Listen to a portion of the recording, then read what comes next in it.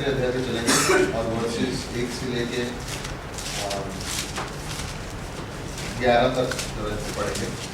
सो उसको फिर हम बीच में बात करेंगे उसके बारे में, और बेसिकली यहाँ पे हम डिस्कस कर रहे हैं कि किस तरह से अपना समय बिता सकते हैं, किस तरह से हम एज ए मिशनरी सेंस किस तरह से आगे जी सकता हूँ। सो समय हमें परमेश्वर से दिया गया, राइट? अगर मेरे जीवन में आज मेरे पास समय है तो परमेश्वर का दिया गया समय है। और मेरे हाथों में जो मेरे पास जो समय आज है वो आज के लिए है, परमेश्वर ने मुझे आज के लिए दिया है। मैं इस समय को किस तरह से इस्तेमाल करता हूँ अपने जीवन में, किस तरह से समय मुझे कंट्रोल नहीं करता, मैं समय को कंट्रोल करता हूँ। कुछ लोगों के जीवन में हम देखते हैं कि कोई डायरेक्शन नहीं है, किसी तरह से कोई लक्ष्य नहीं है, कोई मकसद नहीं है। एक मकसद है बट समय को संभाल नहीं पा रहे। कभी भी देखो तो बोले मेरे पास टाइम नहीं, मेरे पास टाइम नहीं, मेरे पास टाइम नहीं है। कहने का मतलब ये है कि जब परमेश्वर ने हमें हर चीज़ के लिए समय दिया है और समय हमें कंट्रोल नहीं कर सकता, हमें समय को कंट्रोल करना है। कोई ये नहीं कह सकता कि इस तरह से मेरे पास टाइम नहीं, मेरे पास टाइम नहीं। अगर हमेशा मेरे पास टाइम नहीं तो मतलब मेरे प्लानिंग में, मेरे स्केड्यूलिंग में, मे भी मेरे प्रार्थना के जीवन में कुछ प्रॉब्लम है। सो तीसरे अध्याय पहली पंक्ति में देखेंगे। हर एक बात का एक अवसर और प्रत्येक काम का जो आकाश के नीचे होता है एक समय है। ओके, सो हर एक बात का एक अवसर और प्रत्येक काम का जो आकाश के नीचे है एक समय है। हर चीज़ के लिए परमेश्वर ने हमें समय दिया है कुछ न कुछ कार्य करने के लिए, और परमेश्वर ने हमें समय दिया है इस धरती पे जीने के लिए, सेवकाई के लिए, जो परमेश्वर की ओर से है। और फिर एक समय है जो अनंत काल का समय है, राइट? इटर्निटी, फ्यूचर में, जहाँ समय की हम समझ नहीं सकते हैं समय को, क्योंकि कभी ना खत्म होने वाला समय है वो। तो एक था वो समय। अब 6000 वर्ष की परमेश्वर की योजना, फिर 1000 वर्ष का राज्य है, 1000 वर्षों का राज्य, और फिर अनंत काल के लिए परमेश्वर का अगेन समय है। ओके, सो जब एक विश्वासी, फिनिश्ड वर्क विश्वासी, जो परमेश्वर की क्रूस पर विश्वास रखता है, पूरा हुआ गया कार्य किया गया परमेश्वर यीशु मसीह का, जब एक विश्वासी गॉस्पेल लेकर सुसमाचार जब बांटता है, और भले शायद 1 मिनट, 5 मिनट, 10 मिनट, 20 मिनट के अंदर किसी से सुसमाचार बांटने में उस इंसान जब यीशु मसीह को स्वीकार करता है तो उसका जीवन बदल सकता है। कितने समय के लिए? अनंत काल। तो जब परमेश्वर ने समय नियुक्त किया है हर अवसर के लिए, तो जब हम गॉस्पेल बांट रहे हैं या सुसमाचार बांट रहे हैं, तो वो समय भी हमारे 10, 15 मिनट, 5 मिनट का समय भी जो हम किसी से बांट रहे हैं, वो किसी के जीवन के अनंत काल के समय के लिए उसके जीवन को बदल सकता है। तो उस समय को जब हम उसका मूल्य समझते हैं अपने जीवन में, हम ये जान सकते हैं कि किस तरह से इस समय का हमें उसको संभालना है। तो हम जैसे हमने याद, हमने एक क्लास में हमने बीच में सिखाया था किस तरह से हम टाइम का मैनेजमेंट करते हैं, राइट? जो ज़रूरी है, जो ज़रूरी नहीं है। 6 बजे से अगर मैं उठा हूँ तो उस किस तरह से मैं अपने टाइम को संभाल रहा हूँ, क्योंकि अगर मैं टाइम को कंट्रोल नहीं करूँगा तो टाइम मुझे कंट्रोल करेगा। सो समझो मेरे सुबह के दिन में अगर जो मेरा उठने का समय है, मेरा डिवोशन का समय है, मैंने प्लान किया हुआ उसको पूरे सप्ताह के लिए मैंने प्लान किया हुआ कि मुझे पता है कि सोमवार को मैं क्या कर रहा हूँ, मंगलवार को मैं क्या कर रहा हूँ, बुधवार को मैं क्या कर रहा हूँ, गुरुवार को मैं क्या कर रहा हूँ। तो समझो अगर सोमवार को किसी ने मुझे कहा कि गुरुवार को मैं शाम को 5 बजे तुमसे मिलने आ रहा हूँ, तो मैं उसको देख के अपनी स्केड्यूल में देख के कह सकता हूँ हाँ आ सकते हो, या मैं कह सकता हूँ नहीं मैं ऑलरेडी बिजी हूँ। फिर मैं देख सकता हूँ अपने स्केड्यूल में कहाँ पे इसको मैं फिट कर सकता हूँ। क्योंकि अगर मैंने अपने पास मेरा स्केड्यूल नहीं है या मैंने अपना टाइम टेबल नहीं बनाया हुआ है, तो मैं उसको कह दूँगा हाँ आ जा, गुरुवार को 5 बजे पक्का आ जा। गुरुवार को 3 बजे मुझे याद आएगा, 5 बजे तो मैंने किसी और को बुलाया, अब 2 लोग आ गए हैं 5 बजे, एक को इंतज़ार करवाना पड़ रहा है। ओके, मीटिंग है। सेकेंड चीज़ फॉलोअप के लिए, अगर मैं किसी के मिशनरी, जब मैं फील्ड पे हूँ, अगर मैंने स्केड्यूल नहीं बनाया हुआ तो मैं किसी को कह सकता हूँ मैं आपके घर में आ रहा हूँ आज 5 बजे, कल आ रहा हूँ 5 बजे, गुरुवार को आ रहा हूँ 5 बजे, और उसी समय मैंने किसी और को भी बोल दिया, या मैंने उसको बोला मैं 3 बजे आपके घर पे आ रहा हूँ। अब 3 बजे जाऊँगा, 1 घंटा बैठूंगा और उसके घर से वहाँ पहुँचने में अगर 1.5 घंटा लग गया तो 5:30 वैसे ही बज गए। अब जिसके यहाँ मैं 3 बजे जा रहा हूँ, मुझे पता चला उससे ज़्यादा बातचीत कर रही, तो मैं उसको ये नहीं बोल सकता चुप रहा, अभी मैं जा रहा हूँ। तो अगर मैंने टाइम प्लानिंग नहीं की, अगर मैंने शेड्यूलिंग नहीं की, तो इस तरह से हो सकता है। और कभी कभी लोग नाराज हो सकते हैं, आपने तो बोला था 5 बजे आओगे, अभी तो आप आ रहे नहीं, अभी तक निकले नहीं घर पे से। लोग अपसेट हो जाते हैं अगर देर हो गई या आने में आगे पीछे हो जाता है, तो लोग अपसेट हो जाते हैं। तो वो प्लानिंग ज़रूरी है हमारे लिए, ये इन सेंस ये हमारे व्यक्तिगत जीवन के लिए। बट सेम जो समय जो है, as a disciple, as a missionary, as a pastor, as a leader, मुझे अपने अपने जीवन में भी उसका उपयोग करना है। क्यों? बिकॉज परमेश्वर ने मुझे समय दिया है, और यहाँ पे परमेश्वर कह रहा है कि हर एक बात के लिए, हर एक अवसर के लिए, प्रत्येक काम के लिए जो आकाश के नीचे एक समय है। तो अगर हमारे जीवन में परमेश्वर ने समय को दिया है, तो उसका मूल्य क्या है? ओके, एक हर चीज का कोई कारण है, राइट ना। एडल्ट को कितने वर्ष की आयु, जब इंसान कितने वर्ष का होता है उसको बोलते हैं कि एडल्ट हो गया, या वोट कर सकते हैं अभी 18। जब वो पैदा होता है तो कितने दिन लगते हैं उसको 18 वर्ष का होने के लिए? 18 वर्ष लगते हैं, राइट। ओके, कहने का मतलब ये है कि जब मैं मिशनरी या टीचर या पास्टर या फील्ड पे हूँ, तो कभी कभी मेरी उम्मीदें इस तरह से होती है कि जिस आया नया चर्च में और अगले दिन उसको डिसाइबल बन जाना चाहिए। टाइम लगता है डिसाइपलशिप में, समय लगता है। तो मैं ये नहीं सोच सकता हूँ कि आज आया और 6 महीने में अगर वो नहीं बना तो ये कुछ काम का नहीं है, या 6 महीने में इतनी महीने मैंने मेहनत डाल दी उसके जीवन में, लेकिन कुछ कर नहीं पा रहा है।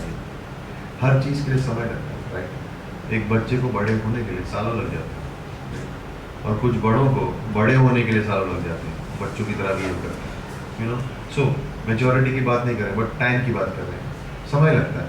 तो जब मैं मिशन फील्ड पे हूँ, ये हो सकता है कि मैं किसी के अंदर लाइफ में इन्वेस्ट कर रहा हूँ, किसी की लाइफ में इन्वेस्ट कर रहा हूँ, किसी की लाइफ में इन्वेस्ट कर रहा हूँ। 6 महीने का बोल रहा हूँ, ये तो कुछ हो रहा ही नहीं है इसके जीवन में, इसके जीवन में कुछ हो रहा ही नहीं है इसके जीवन में, और मैं निराश हो सकता हूँ, क्योंकि मेरा दृष्टिकोण जो है वो, मैंने ये सोच लिया कि 6 महीने में ये मेरी तरह बन जाएगा। सवाल ये है कि मुझे जहाँ पर मैं हूँ कितने साल लगे बनने में। ओके, डिसाइपलशिप में, राइट, ये अगर मैं हूँ, ओके, जैसे उसको बोल दिया मनोज है या पास्टर या पर, लेट्स से द पास्टर या पर,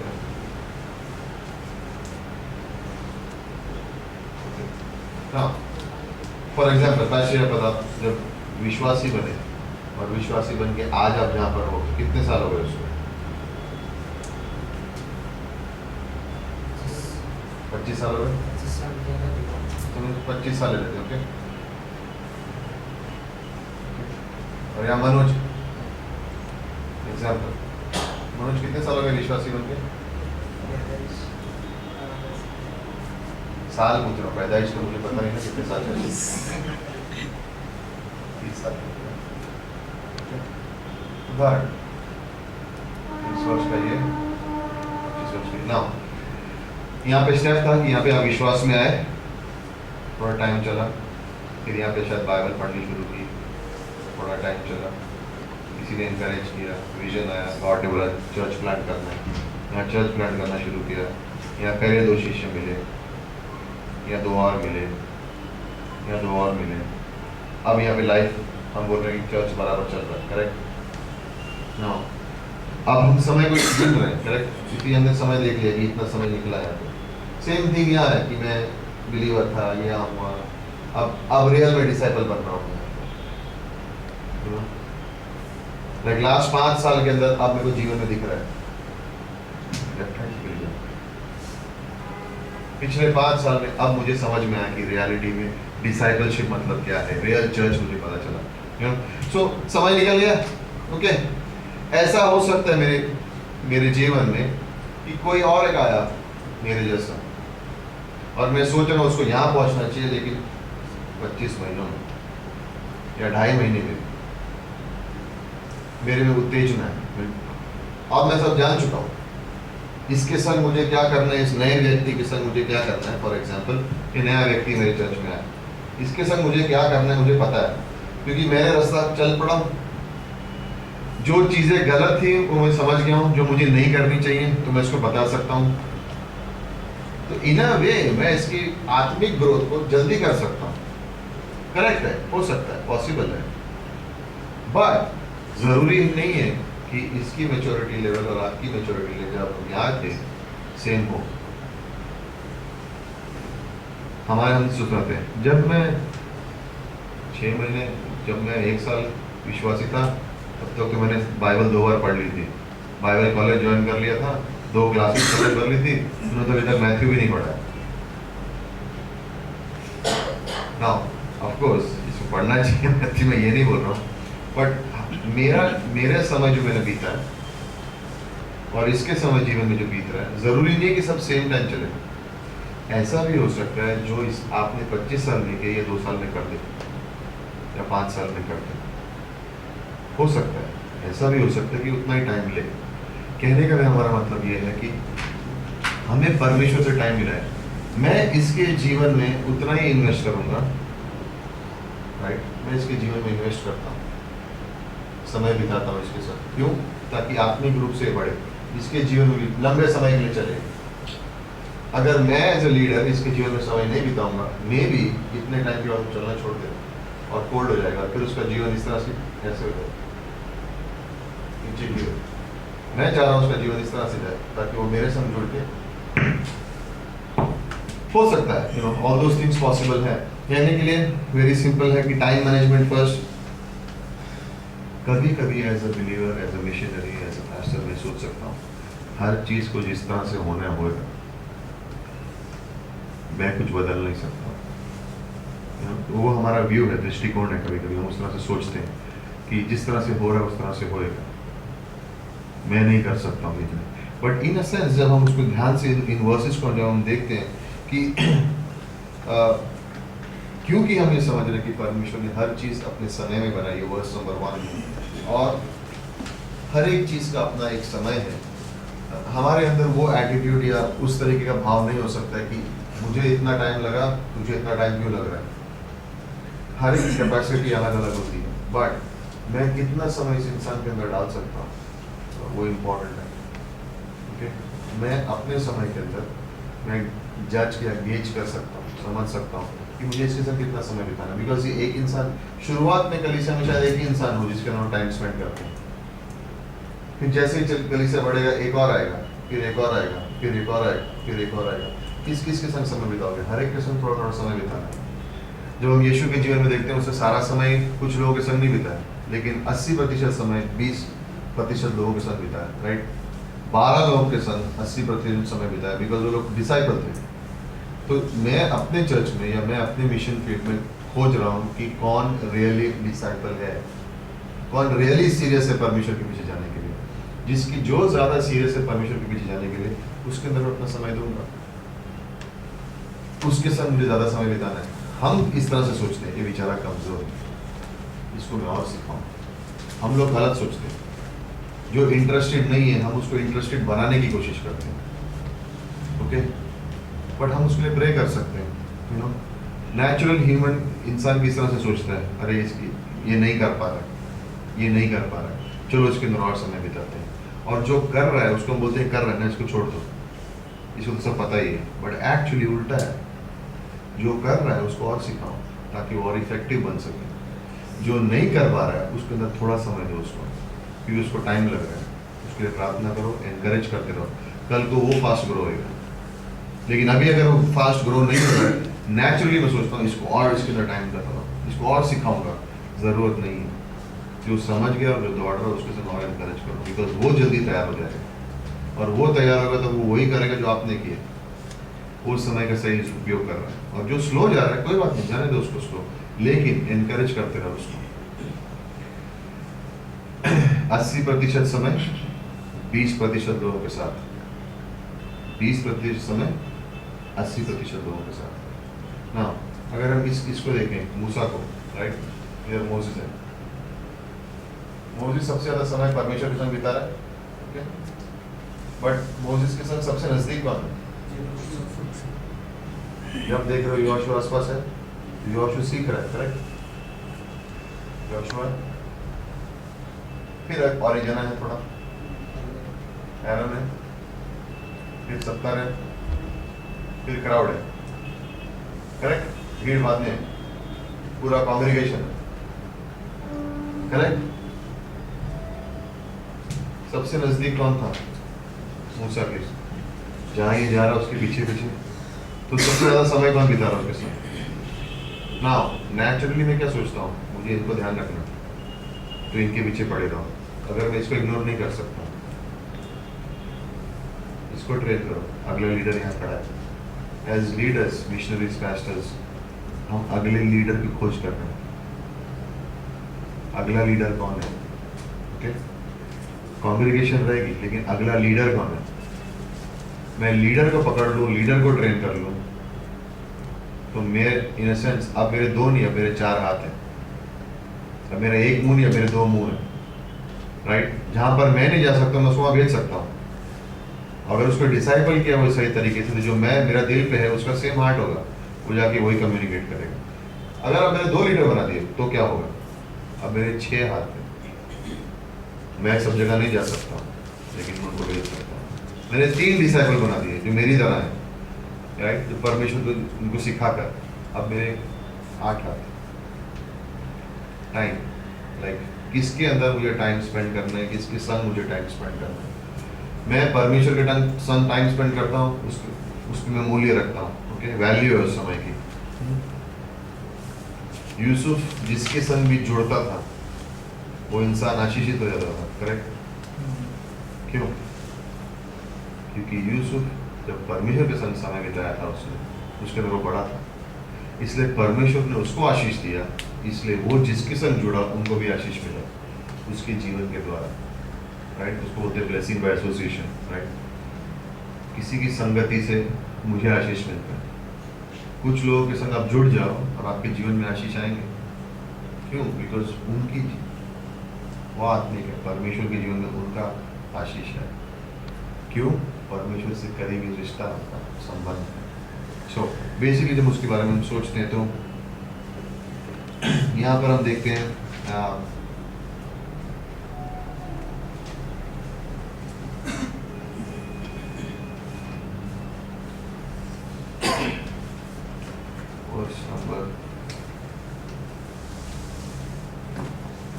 वर्ष नंबर 11 देखिए।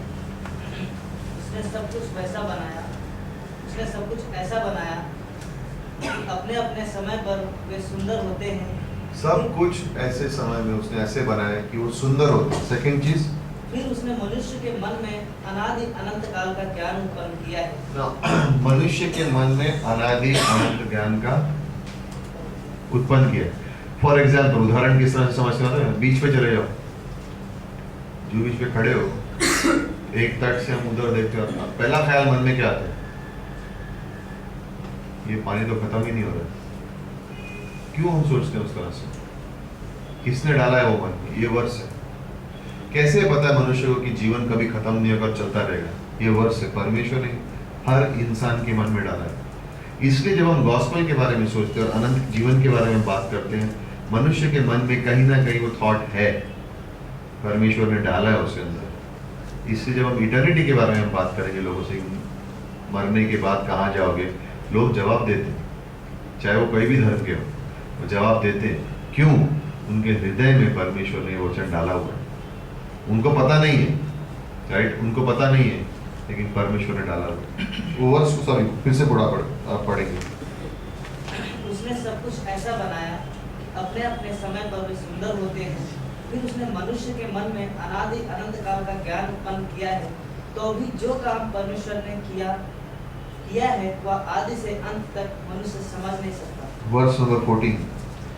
मैं जानता हूँ कि जो कुछ परमेश्वर करता है वह सदा स्थिर रहेगा, ना तो उसमें कुछ बढ़ाया जा सकता है और ना कुछ घटाया जा सकता है। Good, right. और इफिशियंस का 5वां अध्याय 16वीं पंक्ति पढ़ेंगे।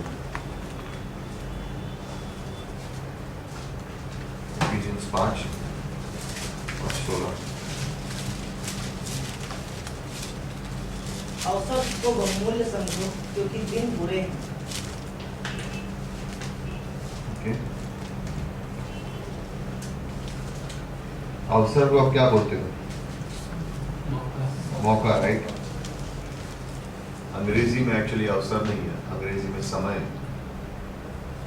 अपने समय को बहुमूल्य समझो क्योंकि दिन कठिन है। सो जब हम शब्द उपदेशक की किताब 3, 11 और 14 को पढ़ते हैं और इफिसियों का 5, 16 पढ़ते हैं, हम ये समझ जाते हैं कि हर समय जो परमेश्वर हमें दिया है वो बहुमूल्य है और दिन बुरे हैं, राइट। सो समय जब बहुमूल्य है तो उससे क्या क्या उसका मतलब क्या है? कुछ ऐसा टाइम आ सकता है हमारे जीवन में जहाँ पे हम कह सकते हैं लाइक परमेश्वर ने हर चीज़ का निर्माण किया है, परमेश्वर ने हर चीज़ को तैयार किया है। वर्ष 11 में जैसे लिखा है, परमेश्वर अनंत काल उनके अनादित उनके जीवन में रखा, जो भी परमेश्वर ने किया वो सही किया, राइट। इफिशियंस 5:16 में देखा कि समय बहुमूल्य है। नाउ एज चर्च प्लांटिंग या डिसाइपलशिप में मैं सोच सकता हूँ कभी कभी कि अब तो बहुत देर हो चुकी है, अब नहीं हो सकता कुछ, ओके। एक थॉट है एक इंसान के हार्ट में कि मैंने कुछ कर लिया है लेकिन अब बहुत देर हो चुकी है, अब मैं नहीं कर सकता। I think as a Christian मैं उस तरह से नहीं सोच सकता कि अब बहुत देर हो चुकी है, बिकॉज अगर मेरे पास समय है और परमेश्वर ने मुझे समय दिया है तो उसको अगर मैं सही तरह से उपयोग करूं तो मैं ये कल नहीं कह पाऊंगा कि बहुत देर हो चुकी है। अगर मैं उसका सही उपयोग नहीं कर पाया और मौका मेरे हाथ से चला गया, यस परमेश्वर फिर से मुझे मौका देगा, लेकिन अगर वो मौके मेरे हाथ से चले गए, मैंने समय का सही उपयोग नहीं करा, तब मैं कह सकता हूँ कि बहुत देर हो चुकी है, ओके। बिकॉज हर चीज़ का समय परमेश्वर ने नियुक्त किया हुआ है और हर चीज़ के लिए परमेश्वर ने मुझे समय दिया है। तो मौके मेरे जीवन में या अवसर मेरे जीवन में आ सकते हैं और अगर उनका मैं उपयोग न करूं, मेरा माइंड एक्चुअली एक थॉट पे जा रहा है। यूसुफ को जब खड्डे में डाल दिया गया, क्या भाइयों के पास एक मौका था उसको वापस निकालने का? जब उसको मारने की योजना की तो एक भाई ने को मौका मिला उसको बचाने का, रूबेन। उस मौके का उसने क्या किया? उपयोग किया। इसको मारेंगे नहीं, राइट। नाउ इमेजिन अगर उस समय में रूबेन को मौका मिला लेकिन उसने उसका इस्तेमाल नहीं किया होता तो क्या होता? आप लेते हैं। और हमारे पास इन सेंस जिस तरह से हम सोचते हैं कि यीशु मसीह के पुराने नियम में जो चित्र जिसका दिखता है सबसे नजदीक यूसुफ, उसकी कहानी नहीं होती। रूबेन को मौका मिला, उसने उसका उपयोग किया, उसका नतीजा क्या हुआ? यूसुफ बचा। जब यूसुफ को मिलने वापिस अब भाई गए तो 5 गुना किसको दिया गया?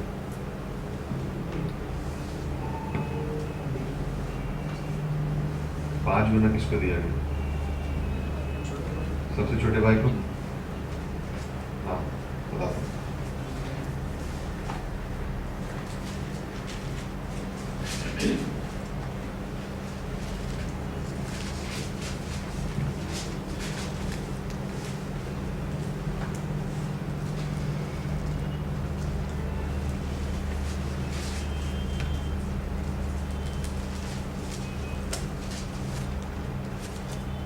बेंजामिन वर्स नंबर 34 में देखिए, मैं पढ़ लेता हूँ एक्चुअली 43, ओके। यूसुफ ने सबको अपने हिसाब से, राइट, अपने हिसाब से सबको एक तरह से बिठाया और इन सेंस बेंजामिन को उसने 5 गुना ज़्यादा दिया, राइट। यहाँ पर आई थिंक मेरे हिसाब से भाइयों को समझ जाना चाहिए था कि क्या हो रहा है, पर वो नहीं समझे ना। जब हम यूसुफ के जीवन में 43 में देखते हैं, जब यूसुफ सबको बड़े से लेके छोटे तक बिठाया और छोटे को 5 गुना दिया, क्यों? उसका अपना रियल भाई था, राइट। रूबेन को जब मौका मिला, रूबेन ने इस्तेमाल किया। भाइयों को यहाँ पे मौका मिला समझने के लिए कि कुछ तो भी आत्मिक हो रहा है, लेकिन उन्होंने विश्वास नहीं था, करेक्ट। यूसुफ को बाद में मौका मिला अपने भाइयों को क्षमा करने का। क्या उसने क्षमा किया? भाइयों को मौका मिला यूसुफ पर विश्वास करने के लिए, क्या उन्होंने किया? ना, जब याकूब की मृत्यु होती है तो भाई आपस में क्या डिस्कस कर रहे हैं? अब हमारे ऊपर ना, एवरी जीवन में एज इवन इन मिशनरी, कहीं पे भी हमें मौके मिलते हैं हर चीज के, और परमेश्वर ने हर चीज को नियुक्त किया। जब आदमी आत्मिक मन से है, जब मौके आएंगे उसे पता है कि उसे क्या करना चाहिए। रूबेन को पता था उसे क्या करना है ना।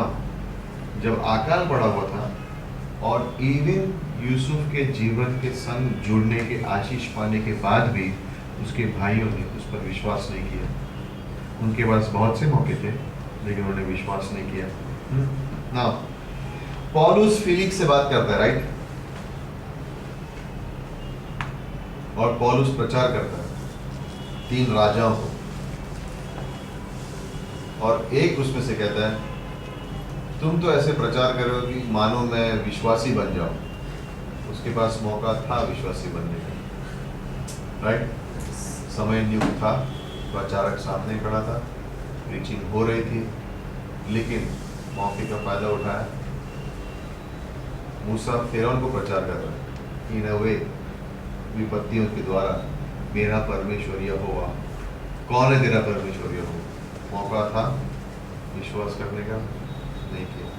फरीसीस यीशु के संग है, यीशु उनको वचनों से बता रहा है, सिखा रहा है, क्रूस पर से भी प्रीच कर रहा है।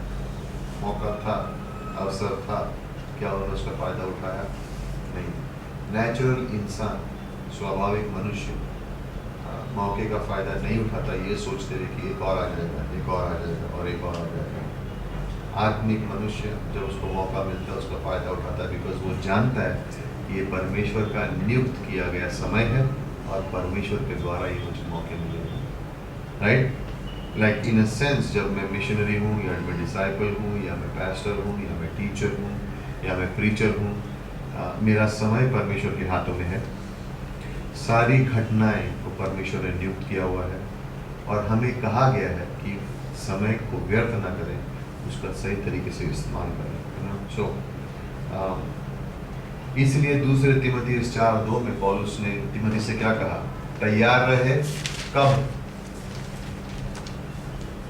कब कब तैयार रहना है? 2 तिमोथी 4:2। समय और असमय। असमय क्यों बोला? राइट, आपको पता नहीं है कि परमेश्वर का दिया गया मौका कब आएगा, लेकिन अगर आप तैयार हो तो समय हो या असमय हो, अगर आप तैयार हो तो जब वो मौका आएगा तो आप उसका इस्तेमाल कर पाओगे। सो इसलिए है, सो एक आत्मिक मनुष्य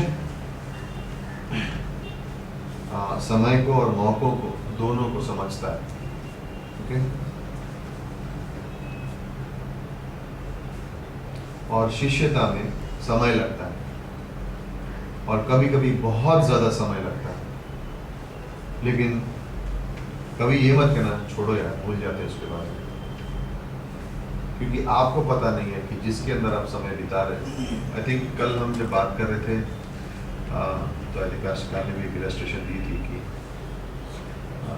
30 वर्ष पहले जो है हमें पहले मिशनरीज आए थे जिन्होंने बम्बई में कलीसिया की शुरुआत की थी। 4 वर्ष सेवकाई करने के बाद उस पास्टर ने लगा कि 4 वर्ष हो गए और सिर्फ 20-25 लोग हैं। ओके, और उसने सेवकाई छोड़ दी और बिजनेस करना शुरू कर दिया 30 वर्ष पहले। ओके, कुछ समय पहले पास्टर उनसे मिले और उनको डीवीडी दिया कि हमारे देश में और नेपाल में सब जगह में क्या हो, और वो विश्वास नहीं कर पाए। 30 वर्ष पहले जब उसने सेवकाई स्टार्ट की और उसने कहा 30 लोग हुए 4 वर्ष में, क्या होगा यहाँ पे? कुछ नहीं होगा, छोड़ दो इसको, और चला गया। और आज जब कुछ 1-1.5 साल पहले जब पास्टर उसको मिले और दिखाया कि हम कितने कलीसिया बन चुके हैं, कहाँ कहाँ गॉस्पेल जा रही है, रेडियो प्रोग्राम है, MTC है, रोने लगा। और उसने कहा मैं तो जीवन में हार गया, पैसों से कहा तू हारा नहीं, तूने जो बीज बोए थे वो आज फल ला रहे हैं। बट उस इंसान ने मेहनत की और उसने एक क्षण पे आकर कहा छोड़ो यार कुछ नहीं होगा। बट उसने जो बीज बोए हुए थे इंसानों में वो खत्म नहीं हुए, ये फल आना शुरू हो गए। As a missionary, as a disciple, as a pastor, मैं नहीं कह सकता हूँ छोड़े यार कुछ नहीं हो रहा है। तुम नहीं जानते हो इस इंसान के दिल में क्या हो रहा है। तुम नहीं जानते हो कि ये फसल कितनी तेज उगेगी, तुम्हें उसके बारे में कुछ पता नहीं है। तुम्हारा काम है निवेश करना, डिसाइपल बनाना, तुम वो करते रहो। क्योंकि समय हाथ से क्या निकला जा रहा है, राइट? एक तो समय बुरा है, दूसरा हाथ से निकला जा रहा है। और कभी कभी समय हमें पकड़ लेता है। ऐसा समय आता है कि हमारे पास ना मौके बचते हैं ना समय होता है, हम कुछ नहीं कर पाते हैं। जब मैं फ्री था ना तब मैं करता तो इतना अच्छा होता था। तो हम समय को इस तरह से इस्तेमाल करते हैं, राइट? और हम कभी ये नहीं कह सकते। सो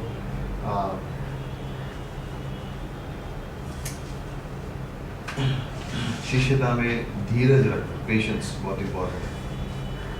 ओके, पेशेंस रखना बहुत इंपॉर्टेंट। दो यूनानी शब्द इस्तेमाल किए गए हैं धीरज के लिए, एक है मैक्रोथुमिया और दूसरा है हुपरमोने। ओके, शिष्यता में धीरज की बहुत जरूरत है, मैक्रोथुमिया और हुपरमोने। मैक्रोथुमिया का मतलब है हम धीरज हैं धीरजमय लोगों की ओर, और हुपरमोने का मतलब है हम वचन के नीचे बने रहते हैं, किसी के नीचे रहते हैं, सबमिटेड। ओके, सो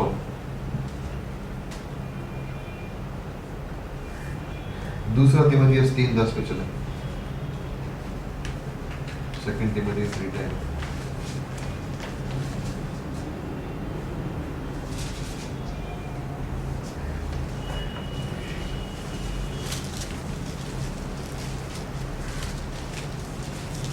और यहाँ पे हम देखेंगे एक लिस्ट बनाई है पौलुस ने, तिमोथी किन बातों के पीछे चला है, या किन बातों को में परमेश्वर उसने यीशु पौलुस का साथ दिया है। वर्ष का लिखा है, पर तूने उपदेश, तो लिस्ट लिख लो, उपदेश, चाल चलन, मनसा, विश्वास, सहनशीलता, प्रेम, धीरज, सताए जाना, दुख उठाना, दुखों में भी अनंत किया, इकुनियम और लुस्त्रा में मुझ पर पड़े थे, और दुखों में भी जहाँ मैंने न उठाया है, परंतु प्रभु ने मुझे उन सब से छुड़ा लिया। राइट? सो वर्स नंबर 10 में पौलुस के पीछे तीमुथियुस ने क्या क्या सीखा? उपदेश, चाल चलन, मनसा, विश्वास, सहनशीलता, प्रेम, धीरज, सताए जाना और दुख उठाना। इंटरेस्टिंग लिस्ट है। क्या क्या सीखने मिला उसको एक इंसान के जीवन से, you know. So as discipleship में क्या हम लोगों को ये सब बातें सिखा पाएंगे? अगर हम जिएंगे उस तरह से तो हम लोगों को ये बातें सिखा पाएंगे। ओके, सो आई मीन संसार, आपको लगता है संसार के पास समय है परमेश्वर के लिए? क्या दुनिया के लोगों को समय है परमेश्वर के लिए? जब जरूरत होगी तो एक प्रार्थना, एक अगरबत्ती, एक फूल, कुछ खाना, कुछ गरीब दान, कुछ पैसे दे दिए, एंड उनके लिए सो। बट हमारे पास समय है, राइट? और हमें ऐसा लगता है कि समय कम है, थोड़ा और टाइम मिलता बाइबल कॉलेज करने को, थोड़ा और फेलोशिप करने मिलती, थोड़ा और डिसाइपलशिप करने मिलता, थोड़ा और सीखने मिलता, थोड़ा और सुनने मिलता तो कितना अच्छा होता था, यू नो। सो जब हम शिष्यता के बारे में सोच रहे हैं तो बेसिकली शिष्यता क्या है? मतलब मेरे विश्वास को कोई रिप्रोड्यूस कर रहा है, जो मेरा विश्वास है कोई और सीख रहा है उससे। तिमोथी के जीवन में 1 तिमोथी 3:10, 2 तिमोथी 3:10 में तिमोथी क्या सीखा पौलुस से? जो पौलुस का जीवन था उससे, पौलुस के जीवन से तिमोथी सीखा। पौलुस उसको क्या लगे, अब मुझे दिख रहा है तेरे जीवन में, तू उपदेश दे सकता है, तेरा चाल चलन सही है, तेरे मनसा मेरे जैसी है, तू विश्वास में है, तू सहनशील है, तू प्रेम है, तेरे जीवन में धीरज है, सताए जाने पे तो समझता है, दुख उठा सकता है, तू मेरे साथ रहा है, तू मेरे मन जैसा हो गया, मेरे जैसा हो गया। शिष्यता क्या है? हमारे विश्वास कोई हमारे जैसा ही बनता है ना। विश्वास को किस तरह से हम नाप सकते हैं? ये 5 क्वेश्चन हैं। पहला क्वेश्चन, हम विश्वास को किस तरह से नापते हैं? मेजर कैसे करते हो विश्वास को? कैसे नाप सकते हो?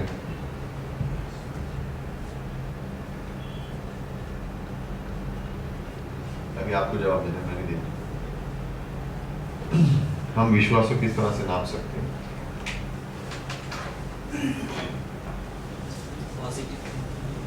Positive thinking. वो कैसे? कैसे? उदाहरण दो। जैसे यूसुफ के जीवन में किसी भी परिस्थिति में हमेशा परमेश्वर की उसको तो I don't think positive thinking, वो फेथ है।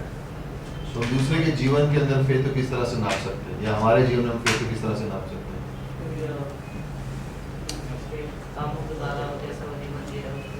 एग्जैक्टली। फर्स्ट किस तरह से हम लोगों के जीवन को देखते हैं और हम देखते हैं कि विश्वास के कदम वो कैसे उठा रहे हैं, स्टेप्स ऑफ फेथ। क्या वो विश्वास से कदम उठा रहे हैं? अगर वो विश्वास से कदम उठा रहे हैं तो उनका जीवन परिवर्तन हो रहा है, राइट? और क्योंकि लोग परिस्थिति के संग बदल सकते हैं, लेकिन परिस्थितियां जब बदले और इंसान नहीं बदले और विश्वास से कदम उठाए तो हम उसके विश्वास को नाप सकते हैं। हाँ, ये विश्वास में बढ़ रहा है। कैसे आप लोगों को बोलते हो कि विश्वास में बढ़ रहा है? जब आप देखते हो कि विश्वास से कदम वो ले रहा है। दूसरी चीज, आप विश्वास सिखा कैसे सकते हो? फर्स्ट क्वेश्चन, आप विश्वास नाप कैसे सकते हो? सेकंड क्वेश्चन, आप विश्वास सिखा कैसे सकते हो?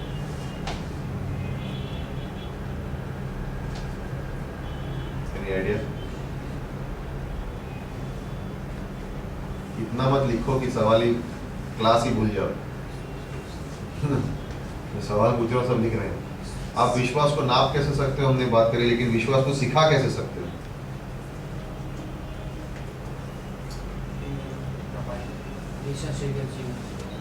फेथफुल जीवन जीकर, एक विश्वास योग्य उदाहरण, एक विश्वासी का जीवन जीकर। और सेकंड है बाइबल से, आप बाइबल के द्वारा और अपने जीवन से लोगों को सिखा सकते हो। तीसरा, जब हम लोगों को विश्वास में प्रोत्साहन कैसे दे सकते हैं? गवाहियों से, टेस्टिमनी से, राइट? इससे टेस्टिमनी जरूरी है, करेक्ट? विश्वास की परीक्षाएं क्या होती है?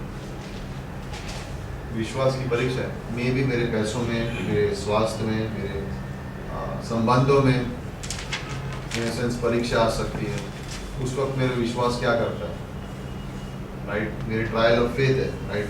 क्या कोई पैटर्न है विश्वास में परीक्षाओं का? नहीं। हम नहीं बोल सकते अब ये परीक्षा हुई अब्राहम के जीवन में, फिर उसके जीवन में ये परीक्षा हुई तो अब मुझे इस परीक्षा का इंतजार करना चाहिए। नहीं, ऐसा कुछ नहीं है। अब्राहम को घर छोड़ने बोला तो मैं वो घर छोड़ने बोला, ओके, इसका मतलब विश्वास। आप सेकंड, ओके, मिस्र में अकाल, तो मैं इंतजार करता हूँ अकाल आने का। अब मुझे कहा मिस्र में नहीं जाना, तो ये मेरा टेस्ट इस तरह से। कोई पैटर्न नहीं। अगर पैटर्न होता तो हर एक इंसान के एंड का विश्वास क्या होता? पुत्र को दे दो, बलि पे दे दो पुत्र को। उस तरह से नहीं है, इन सेंस यू कैन। सो कोई पैटर्न नहीं है परीक्षाओं का। और फाइनली, विश्वास की दुश्मन कौन? विश्वास की शत्रु। एक छोटी लिस्ट लिख लो। पहला, संसार। दूसरा, पापी स्वभाव। तीसरा, अविश्वास। चौथा, परमेश्वर का वचन नहीं जानना। जो इंसान परमेश्वर के वचन को नहीं जानता है वो विश्वास से चल नहीं सकता, बाय फेथ नहीं चल सकता है। तीसरा, वॉक बाय साइट। अनदेखी बातें नहीं, देखी बातों के अनुसार मैं चलूंगा। जो मुझे दिखता है, जो मुझे समझता है, उसके अनुसार मैं चलूंगा, तो मेरे अंदर विश्वास नहीं है, तो मैं दुश्मन है विश्वास का हूँ। ओके। और लास्ट है फेलियर, जब मैं हार जाता हूँ परिस्थितियों में और मैं कहता हूँ अब कुछ नहीं हो सकता, जब मैं फेथ इस्तेमाल नहीं करता हूँ। सो बेसिकली ये दुश्मन है विश्वास के। संसार, पुराना पापी स्वभाव, परमेश्वर के वचन को ना जानना, अविश्वास अनदेखी नहीं लेकिन देखी बातों पर जीना और फेलियर। सो टाइम मैनेजमेंट के बारे में, इसके बारे में बात कर सकते हैं और बोलता है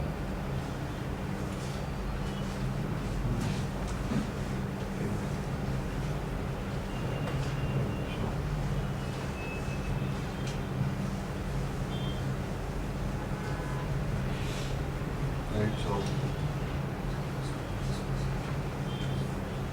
okay 5 मिनट ब्रेक ले लेते हैं फिर क्लास स्टार्ट करते हैं।